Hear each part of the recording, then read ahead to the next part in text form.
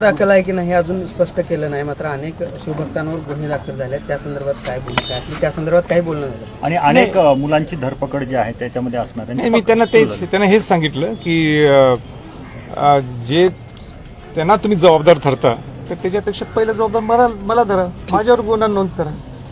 राजे हिंदी में बता दीजिए. शाहू महाराजांनी देखील या सगळ्यावरती ही सगळी प्रसिद्धी पत्रक घटना जी आहे ती निंदनीय आहे. पत्रक काढलंय शाहू महाराजांनी आणि हा जो काय प्रकार घडला त्याबद्दल नाराजी व्यक्त केली आहे. दुर्दैवी प्रकार आहे असं म्हटलेलं आहे आणि उद्या ते विशाळगडावरच्या पायथ्याची भेट देखील त्या पत्रकामध्ये मुख्यमंत्री आणि उपमुख्यमंत्री यांच्यासोबत बैठक लावायला पाहिजे होती असं सुद्धा उल्लेख आहे. त्याबाबतचं पत्र दिलं होतं, मात्र या सगळ्यावरती ताशेरे जे आहे ते प्रशासनाचं अपयश आहे असं म्हटलं. संभाजीराजे यांची भेट घडवून द्यायला पाहिजे होती पण प्रशासनानं ती भेट घडवून दिली नाही म्हणून हे सगळं घडले आणि यासाठी प्रशासनाला जबाबदार धरलं. छत्रपती शाहू महाराजांनी दोन भूमिका घेतल्या. एक भूमिका ते खासदार म्हणून सुद्धा घेत होते, खासदार म्हणून घेत होते, आणि एक भूमिका वडील म्हणून घेत होते. आणि हे घेत असताना त्याच्यात प्रामुख्याने दोन भूमिका जे मला दिसतात. तर मी स्वतंत्र आत्ताच ओझरतं मी पाहिलं. त्यातली पहिली भूमिका ही आहे की त्यांनी जिल्हाधिकाऱ्यांना आणि जिल्हा पोलीस प्रमुखांना सांगितलं होतं की छत्रपती संभाजींची मीटिंग ही आपण मुख्यमंत्र्यांच्या बरोबर उपमुख्यमंत्र्यांच्या बरोबर ही मीटिंग लावावी. हे बरोबर आहे, हे काही चुकीचं नाही, कारण का त्या चर्चेत मी सुद्धा होतो. फोनवर आमची चर्चा झाली. मगाशी मी प्रेस कॉन्फरन्समध्ये सुद्धा म्हटलं की प्रोटोकॉलनी थोड्या गोष्टी मला बोलता येत नाहीत, त्यांच्याकडून आलंय म्हणून मी आता स्पष्टीकरण द्यायला मला काही हरकत नाही. छत्रपती शाहू महाराजांनी मला सांगितलं होतं की आपण कोल्हापूरला मीटिंग घेऊ जिल्हाधिकाऱ्यांच्या बरोबर, जिल्हा पोलीस प्रमुखांच्या बरोबर आणि स्वतः ते खासदार म्हणून. तर मी त्यांना विनंती केली आणि त्यांना सांगितलं की हा विषय इथं सुटू शकत नाही, कारण का जिल्हाधिकाऱ्यांनी जे काही मांडायचं त्यांनी माझ्या पुढे मांडलेलं आहे आणि हा प्रश्न इथं सुटणार नाही. हा प्रश्न सुटायचा असेल तर हायेस्ट लेवलला, वरिष्ठांच्या लेवलवर हा प्रश्न सुटू शकतो. मग त्यांनीच मला विचारलं की मुख्यमंत्र्यांच्या समोर चालेल का सोडवायला. तर मी त्यांना म्हटलं की मुख्यमंत्री नुसते चालणार नाहीत, मुख्यमंत्र्यांच्या बरोबर उपमुख्यमंत्री, कारण का ते गृहमंत्री आहेत, ते सुद्धा तिथं पाहिजे. आणि असंच ठरलं होतं की ते मला बोलवतील आणि चर्चा होईल, पण ती चर्चा झालेली नाही. हे स्पष्टपणाने मला आपल्याला सांगायचं आहे. मला चर्चेला बोलवलं गेलं नाही आणि म्हणून ती मुंबईत ती मीटिंग झाली नाही. हे छत्रपती शाहू महाराजांनी जे ताशेरे उडवले आहेत एकदम बरोबर आहेत, 1% सुद्धा चुकीचं काही नाही. दुसरा मुद्दा त्यांनी सांगितलं की छत्रपती संभाजीराजे हे आक्रमक होते आणि आक्रमक असताना जे काय तिथं घडलं त्याचं मी समर्थन करत नाही, किंबहुना मी निषेध करतो असं सुद्धा काहीतरी म्हटलं असं मला वाटतं. तर मला आपल्याला सांगायचंय की ते माझे वडील आहेत, ते कोल्हापूरचे खासदार आहेत आणि ते महाराज आहेत आणि म्हणून महाराज हे सर्वांचे आहेत. ते माझे आहेत, कोल्हापूरचे आहेत आणि महाराष्ट्राचे आहेत आणि म्हणून महाराजांच्या नात्याने त्यांनी आपली भूमिका मांडली. ती भूमिका मी मनापासून ते स्वीकारतो. पण हे स्वीकारत असताना सुद्धा मला त्यांना विनंती करायची आहे, विनंती ही करायची आहे की माझी भूमिका काय होती खासदार म्हणून त्यांनी एकदा जिल्हाधिकाऱ्यांना आणि जिल्हा पोलीस प्रमुखांना विचारावे, मला आनंद वाटेल. दुसरा मुद्दा आणि तिसरा मुद्दा, मी आक्रमक होतो आणि मला काहीच वाईट वाटत नाही. मी आक्रमक होतो, काहीच वाटत नाही, कारण का मी आक्रमक कशासाठी होतो, माझ्या स्वार्थासाठी. मी आक्रमक होतो ह्या विशाळगडावर. विशाळगड किल्ला हा या विशाळगड किल्ल्याने शिवाजी महाराजांचं रक्षण केलं होतं. या विशाळगड किल्ल्याने शिवाजी महाराजांचं संरक्षण केलं होतं. या विशाळगड किल्ल्याने स्वराज्याचं रक्षण केलं होतं.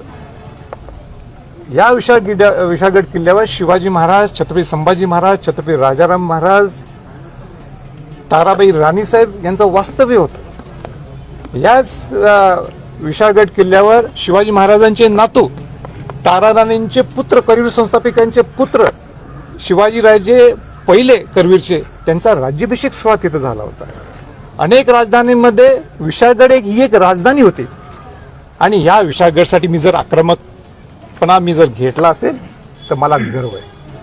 भाजपचे आमदार नितेश राणे यांना जातीय एखादा फोन युरोप किंवा काय बोलणं काही झालंय का? नाही का एकदम तुम्हाला एकदम तेच का आठवलं? काल कोल्हापुरात येऊन गेले. नाही आता तो विषय, आता ते फोन बिन आज दिवसभरात आज कोल्हापुरात मुस्लिम बोर्डिंग कडून हा दुसरं एक राहिलं ते मगाशी बोलता तुमचा देतो पूर्ण वेळ देतो. मगाशी राहिलं की तुम्ही तो गुन्हा नोंद झालाय की नाही, काही गुन्हा नोंद झालाय असं तुम्ही विचारता. मी त्याला उत्तर दिलं की मला माहित नाही, कारण का त्या पोलीस असिस्टंट एसपीने सांगितलं की आम्ही ह्याच्यावर काय म्हणजे बोलू शकत नाही म्हणण्याविषयी ते काही बोलले नाही त्याच्यावर. मला असं वाटतंय बहुतेक करून पालकमंत्र्यांच्या आदेशासाठी काही थांबलेत का? पालकमंत्र्यांनी काही त्यांना सांगा म्हणजे पालकमंत्री सांगितलं अरे लावा गुन्हा, त्यांना करा अटक.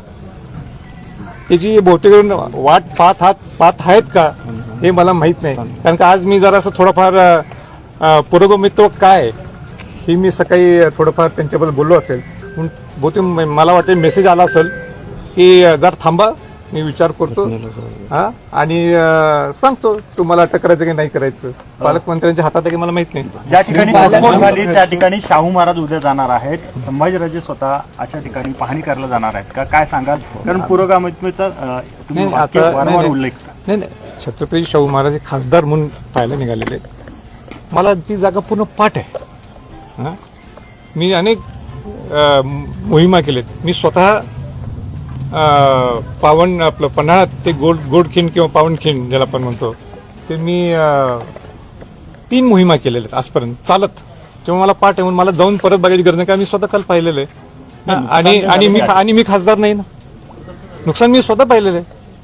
मी काय त्याचं समर्थन कुठे केलेलं आहे. पण या सगळ्या गोष्टीला आता तुम्हाला जबाबदार धरलं जाते आणि मुस्लिम बोर्डिंगच्या वतीनं निवेदन दिलेलं आहे आणि तुम्हाला अटक एक मिनिट धरून देत. आता त्यांना आजपर्यंत माझ्या पुरोगमित्व त्यांना शंका वाटत असेल म्हणून ते बोलत असतील. माझी सुद्धा वेळ येईल ते मी त्यांना बोलेन. मग तो आतंकवादी जो तिथं राहिला, काय नाव त्याचं, तो राहिला, त्याच्यावर काही बोलत नाही. तो कसा राहिला, तिथं कोणाच्याकडे राहिला, ह्याच्यावर चर्चा नाही. माझ्या पुरोगमित्वावर हे मग मी एवढं स्पष्ट बोलतो की तिथं दोन्ही लोकांचं तिथं अतिक्रमण आहे. त्यावेळी त्यांना पुरोगमित्व दिसलं नाही माझं. तो स्थानिक आमदार 1.5 वर्ष हे थांबवले मुद्दाम, त्याच्या म्हणजे प्रेशर टाकून तो थांबवतो. त्याच्याबद्दल त्यांना दिसलं नाही, मीच दिसतो. माझी त्यांना विनंती आहे, मुस्लिम बोर्डिंगचं आणि काय छत्रपती घराण्याचं नातं हे मला माहित आहे. राजे छत्रपती शाहू महाराजांनी बाकीच्या कुठल्या बोर्डिंगचे अध्यक्षपद ठेवलं नाही, त्यांनी मुस्लिम बोर्डिंगचं अध्यक्षपद ठेवलं. आज छत्रपती शाहू महाराज सुद्धा त्याचे अध्यक्ष आहेत. म्हणून तो गणी हजेरीकर बोलतो म्हणून मी ऐकावं असं नाही ना. अनेक मुस्लिम समाजाच्या लोकांचे मला फोन आले काल. माझ्या अंदाजे 50-100 मुस्लिम समाजाचे लोक माझ्यावर कालच्या मोहीमला आलेले. एक तर तो भवानी मंडपात राहणारा फुलवाला एक कोणतरी आहे तिथं, वासिम मोमीन, तो माझ्यावर आलेला आहे. म्हणून त्यांना सुद्धा माझी विनंती आहे, कुठे ती वेगळं रंग लावू नका 2 धर्मात. जबाबदार अरे आमच्या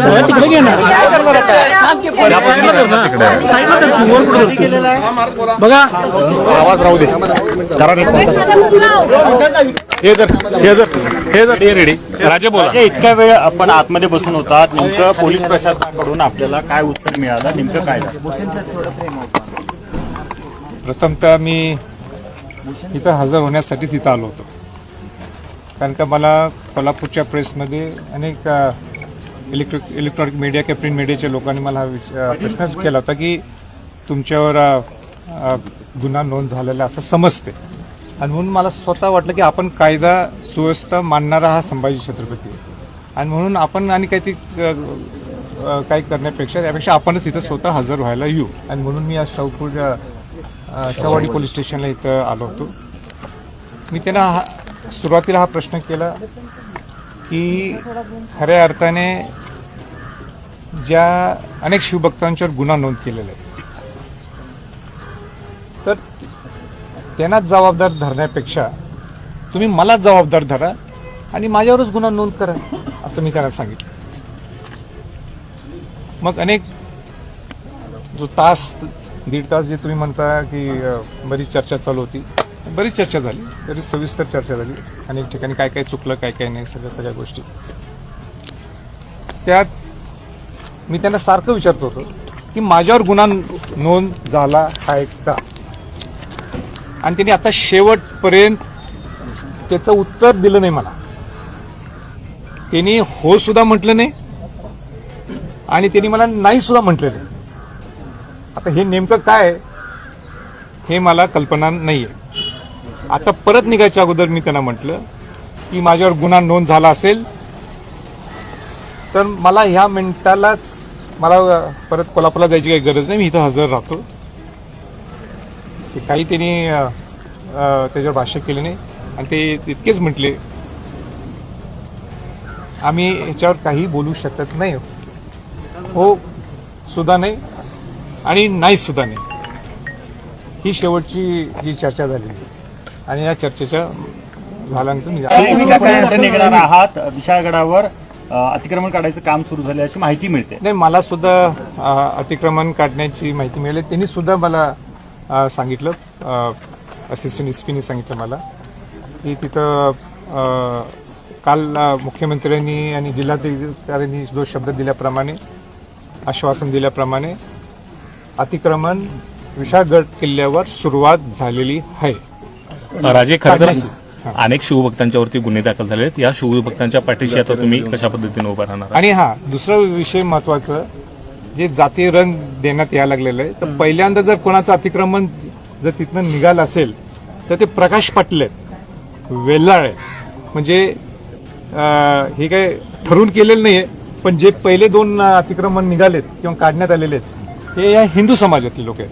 म्हणजे ते हिंदू मुस्लिम जे लावा लागलेले आहेत किंवा अनेक लोक त्याला अटॅच करतात, हा तो विषय नाही. माझा तो प्रामाणिक हेतूच होता की विशाळगडमधली ज्यांचं अतिक्रमण आहे, ज्यांचं नोंद आहे सरकारमध्ये, ते अतिक्रमण सगळ्यांचं निघालं पाहिजे तिथं. आणि ती भूमिका जी मी मांडली होती तिची सुरुवात आजपासून तिथं झाली. तुमच्यावर गुन्ह्यामध्ये नाही आणि केलं तरी स्वागत म्हणजे कलम जी लावली नाही. दरोडा किंवा बरं, एक मिनिट सांगा, आमच्या स्वराज्याच्या लोकांनी जर दरोडे घातले नाहीत किंवा जाऊन कुठेतरी जाऊन अनेक गोष्टी चोरल्या नाहीत, जर शिवाजी महाराज जय नारा दिला त्याला जर कलम लावलं तर ठीक आहे, चला.